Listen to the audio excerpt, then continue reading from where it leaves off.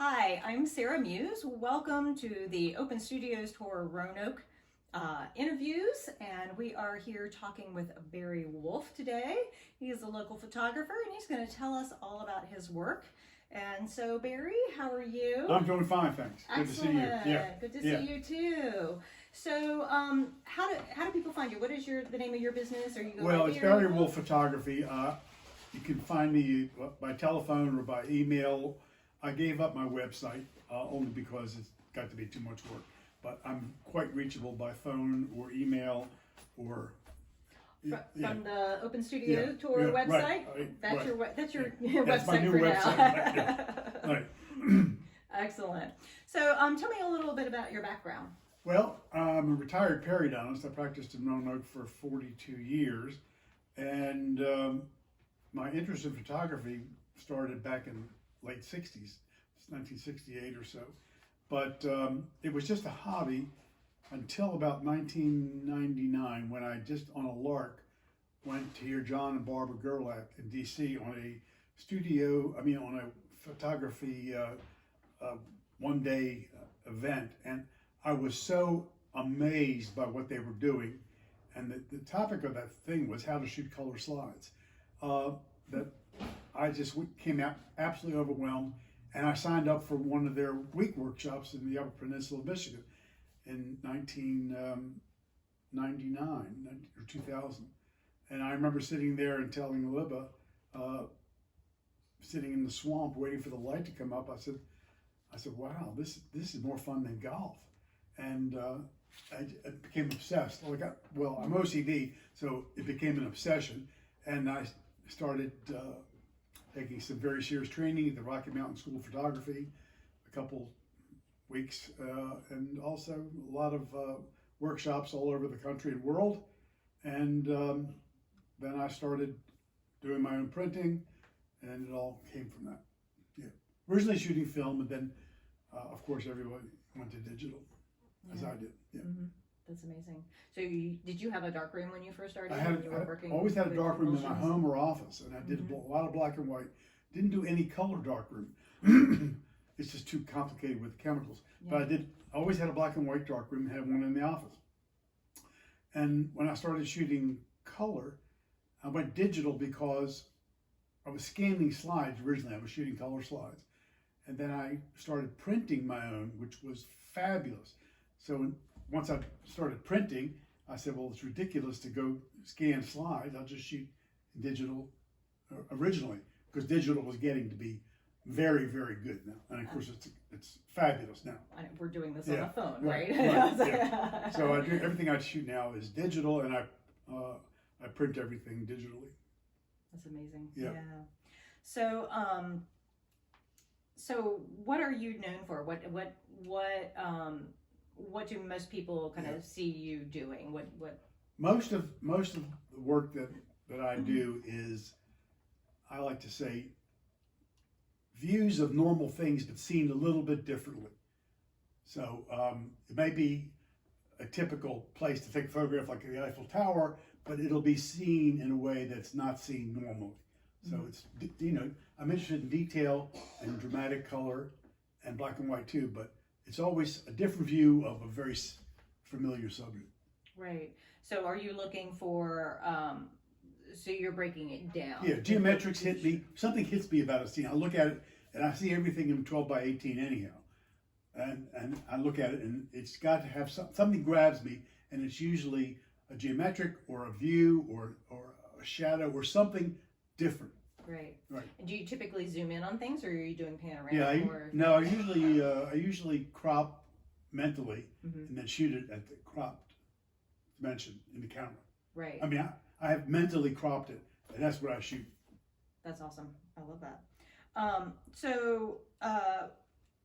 Is there something that kind of like sets your work apart? I mean, I know everybody says it's unique because it's your own eye. What do you think sets your work apart from others? I think it's simple but dramatic, and usually color is usually dramatic. But what I like to have are very simple compositions that have an impact. Mm-hmm. Yeah. Well, let's take a look at a couple pieces and see what we have, and we can talk about your process here too. Yeah. Is like, so what are some of the materials you use or tools that you use? Well, I use Photoshop, but I print everything Mm-hmm. digitally, and until recently, I printed everything myself. And so you have some things laid out here. These are ready to be printed for Open Studios. I have about 20 prints that I will do, and then I'll pick 16 to show on my mats. And but we were in Korea, South Korea, and I walked and just turned to an alley, and I saw these umbrellas hanging, and the umbrella shots, and then it grabbed that. It's a grab shot. Nothing's ever set up or planned. And this was a young girl in Vietnam. So these were just hanging like in a market? Yeah, hanging across ropes on the street. Huh. And the young girl was in Sapa, Vietnam, and she's a kid, and she has her younger sibling strapped to her, and it's kind of sad, but they're out there in the rain, and you're supposed to feel sorry for the younger sibling and her, and that's how they're generating income, I guess. Mm-hmm. And this was a grab shot too. This is a fire engine abandoned in Death Valley. I just like it because it's geometrically interesting, and you have to think about it. Absolutely, it's like, what is that? It's the hood, the front part of you got that negative space. Fire engine. Yeah, and that was another grab shot. A little bit. I wanted to see the Northern Lights and went up to the Yukon Territory, and that was the first night. Boom! I mean, it was kind of amazing. Did you stay in the teepee? Actually, you can go in the teepee and warm up, yeah. But that's there just, I think, to enhance the photo. And that's beautiful. Let's see what else. This one is. We were in Idaho, and I always wanted to see the Palouse Territory, which is just open plains of agriculture, and it's otherworldly. I mean, you cannot believe that it's real. But again, nothing's ever added to a photo.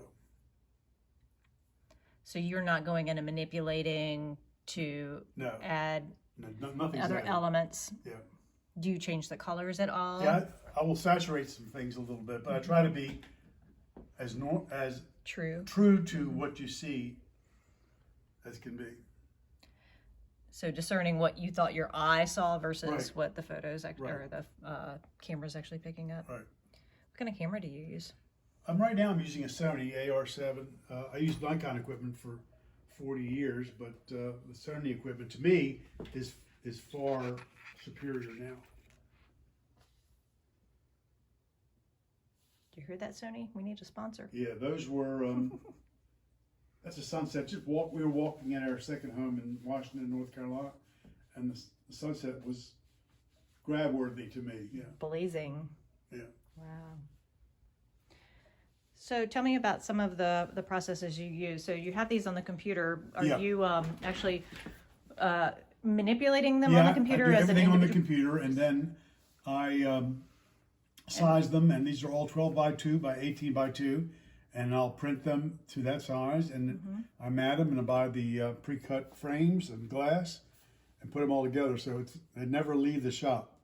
But these are some images. For example, we were in Niagara Falls. Nice. And let me show you another one. A typical grab shot for me. I like that that's from down below. You see it from above so often. It's just carnival, but when I saw Mania and saw her just bored to death, I mean, it was just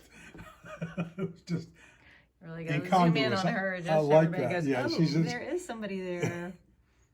That's awesome. And then another one of my favorite photos of all time is this. This was in Buenos Aires, walking down New York Street, I think. And this girl was taking a cigarette break. I'm across the street, and I just turned around and got it at that moment. But what struck me was the fact that her pose is exactly like the mannequins. Yeah. That is hilarious.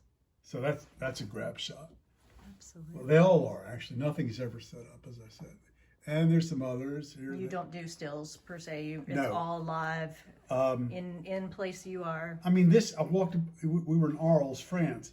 And it's an old Roman Colosseum, and these guys were practicing their bullfighting moves. But what struck me was the V here, the V here, the red, the red, the red. It just takes your eye through it. Mm-hmm. And you couldn't set it up. It just happens to be. And then it's a vertical. Yeah. Interesting. Yeah, vertical. I do. Do a few verticals. I do, yeah. This is another grab shot in Disney World. It's a reflection in a Cadillac, 1947 Cadillac wheel. And to me, that's Disney World. And I'll show you another one. Tell me when you're ready. Where's my cursor? We were in Melbourne, Australia. Mm-hmm. Went to the Melbourne Art Museum. And I'm coming down the escalator. Awesome. And there's a sculpture, and there's a guy outside, and water running down the window. That's fun. I mean, almost the same stance. He's got his arms crossed, but that's great. What else have we got? And so, are the leaves? Are these? Oh yeah, these found founded leaves. We were in the Dominican Republic. Nice. And I like things that are kind of sculptural and detailed. And these are leaves that were dried out. And what I did was I laid them on my black sweater, photographed them in color, and then changed it to black and white in the computer. Wow. That's awesome. So I like detail. Mm-hmm. Those are beautiful. What else? This was in the d'Orsay Museum. Wait a minute. In Paris, and I was struck by the clock first of all because it's immense. If you've not been there, you need to go. But it's a wonderful museum. But I was really intrigued by shadows, and the shadows of the people walking on the floors. So, if you've ever been to the d'Orsay, that's what this says. That's awesome. I like the size of your monitor. Oh yeah. What else have I That got? is very helpful too.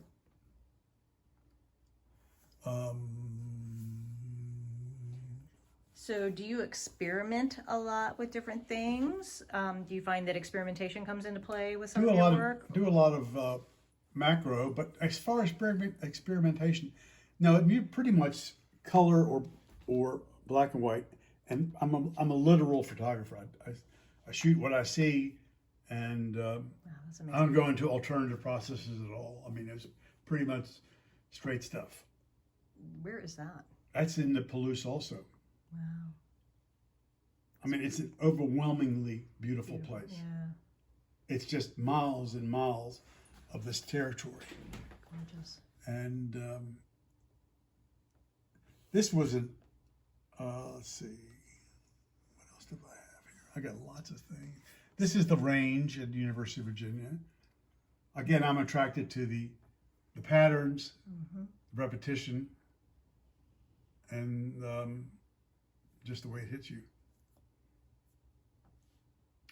And, so what makes you excited about photography? What about it? I love seeing the product come up off the computer, or used to be out of the darkroom, and this soup of chemicals, this image appears, and they go, wow, you know, I did that. It's kind of amazing. It's like giving birth to it. This is another image that people, you would see a giraffe, and this was Tanzania.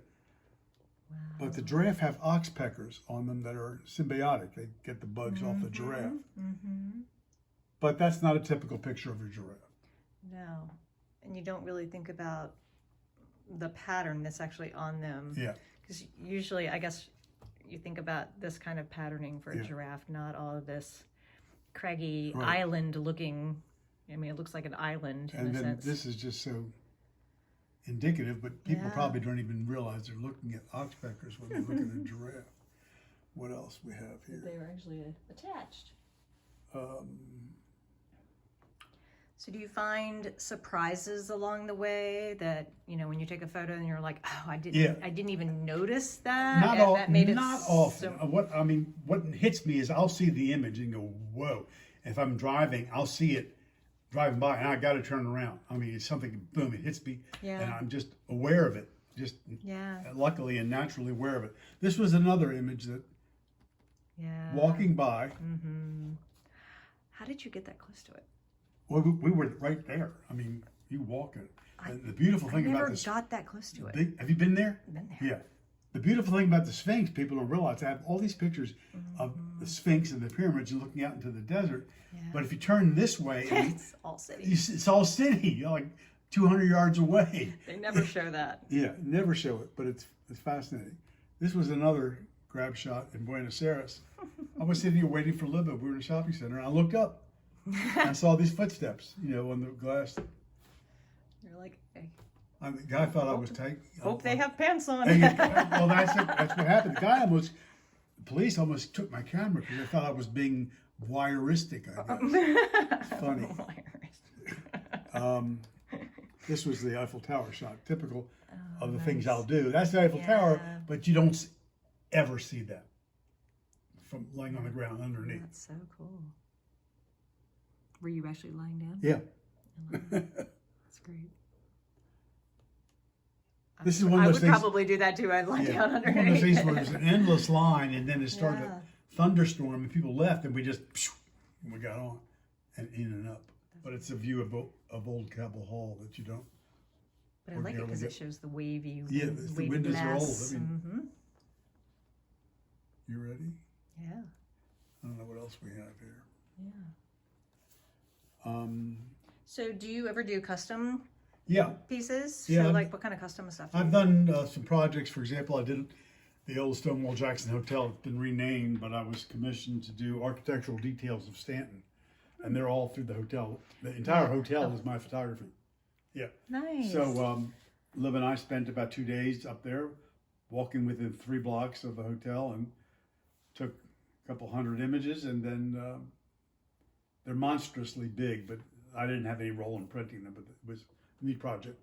And I did nursing home, same kind of thing. Did they actually print them on paper, or did they print them on metal? They printed on paper, but they're usually when I show my stuff, I'll sign the mat in pencil. But I knew I wasn't going to print these or mat them or frame them, so I put my name in letters on the right-hand corner on the file, on the photo file. But I didn't realize they were going to print like 16 by 20. No, 8 feet by 12 feet. Oh, wow. So my signature is really ostentatious. It looks like, well, I have no idea. I don't claim that as my. That's great. My deal. So I see some slides hanging out over there. What are the slides? These are slides that are old that I keep around, and I will eventually go back and take some of these pictures, and some of these are out because I will have these scanned, and then I will print them because they're old photographs, but they're slides. I still digitize them. Yeah. So do you still take any slide photo? Do you have any film at all? No, I don't use any film. I haven't used film in probably 10 years. Yeah, like most. Yeah. And there's just no reason to. Right. Because you can control things. As I said, I don't add things to the photograph, but I will take a blemish out. Where on a slide, you can't, unless you digitize it. But it used to be you were printing. The reason I took that course from the Gerlachs was they showed you how to take perfect color slides. Because you only get one shot with a color slide. Right. But now it's kind of, it's not cheating, but you can take 15 pictures in 10 seconds or less. Yeah. At the same thing, and you can merge them, or you can just pick it individually. So it's become a different process, but it's still one of vision and seeing. It's just how you get it to the final stage is different now than it used to be. Right, it's about the subject matter and how you are actually seeing it, which sets your work apart. There'll probably be a better process in another 10 years, but right now it's digital capture on single lens reflex, no mirror cameras. So do you have other older pieces that you want to bring back to life too? Or is Yeah, you have kind some of these a are limit? I'm going to get them digitized, Mm-hmm. and then I will reprint them. Some of these are some old but favorites, and I still have some slides around. So what are some of your favorites? What are like some of the things that you've taken photos of that you just Well, there's one here that love that you're like there's one here that is a window. You can look at it and see. Mm-hmm. It's a window in Vaison-la-Romaine, Vaison-la-Romaine in France. And I was just walking up the street and I saw this brilliantly lit inner room that was orange and the shutter. And I just grabbed it, and then obviously another guy thought I was doing something nefarious, and the shutters just closed as soon as I took the picture. Wow, it's very cool though. Yeah, and so is that orange color? That's the real true color? Yeah, that's the color in the room. Wow, that's very cool. So typical stuff. Yeah. Yep. So the question I'm asking most of our people is, what makes you laugh? Oh, I'm anything that's things that are juxtaposed, things that are incongruent, things that are out of the ordinary. I think I have a great sense of humor. Stuff just, I'll just look at it and it makes a lot of things make me laugh. Mostly things that are incongruous or a little off center, so to speak. Yeah. Yeah. The mania picture that made me laugh. Absolutely, yeah. That was really fun. Yeah. Yeah, that she's just standing there going, oh, God, please make it be over. Get this thing over with. So, again, how can our audience find you? By phone, or by mail, or come by my house, which is my studio. Call me up on the phone, 540-588-2161. I will call you back and we'll meet and look at pictures. And on the Open Studios website. Right. If you need all that information, it'll be in the description below. Right. Also on the Open Studios Tour website. So is there anything else that you would like our audience to know? No, I just hope everybody comes out and enjoys it. We have a good time doing it. We've done it at our house for a lot of years now. We have big tent set up. We have 3 artists here. It's a lot of fun. Yeah.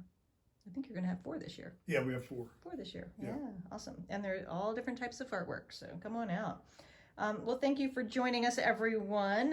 If you'd like to learn more about Barry, everything will be in the description below. And if you want to know more about Open Studio Tour Roanoke, head on over to our website at openstudiostourroanoke.com. We look forward to seeing you the weekend of the tour, which is April 29th and 30th, 2023. And it's 10 to 5 each day. See ya then. Thank you, Barry. Thanks, Sarah. Appreciate it.